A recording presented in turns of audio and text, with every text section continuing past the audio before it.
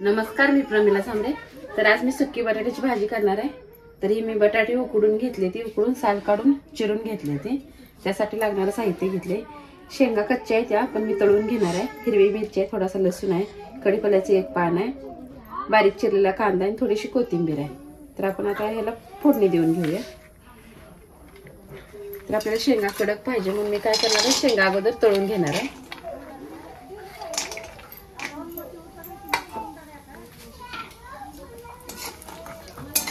तर आता शेंगा छान अशा तळल्या द्या।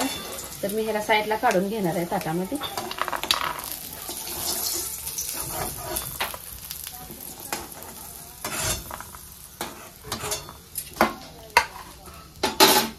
तर आता ह्याच तेलामध्ये मी जिरी मोहरी फोडणी देणार आहे।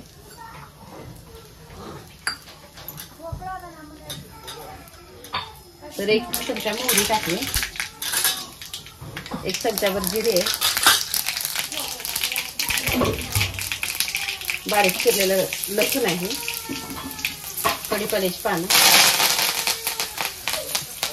आता ह्यातच हिरवी मिरची टाकणार आहे।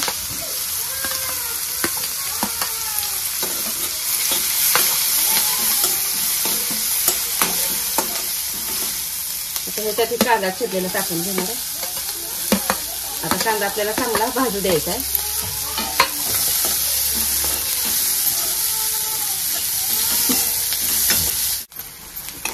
बघा आपला कांदा भाजत आलेला आहे। आता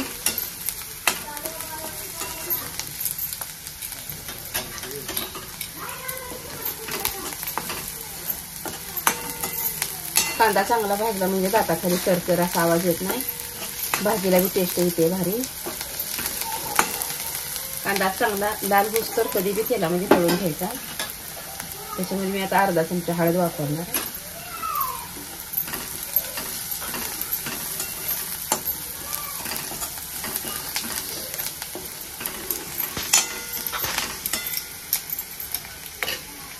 जे बटाटे मी साल काढून घेतले ते बटाटे आता ह्यात टाकून घेणार आहे।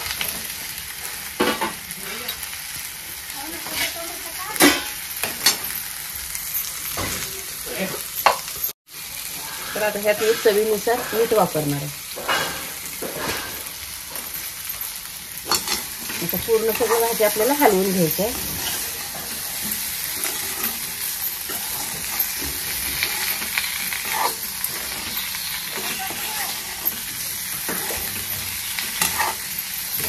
आता ह्यात बारीक चिरलेली कोथिंबीर टाकायची आणि जी शेंगा मी तळून घेतलेल्या मगाशी ती पण शेंगा मी टाकून घेतले का।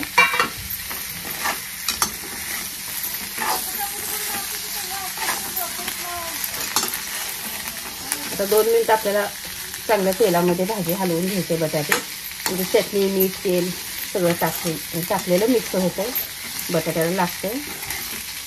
मला मिरचीचं तुकडं टाकायचं नसेल तर मिरची कांडून टाकली तरी पण चालते। बघा हे मी तुकडे टाकले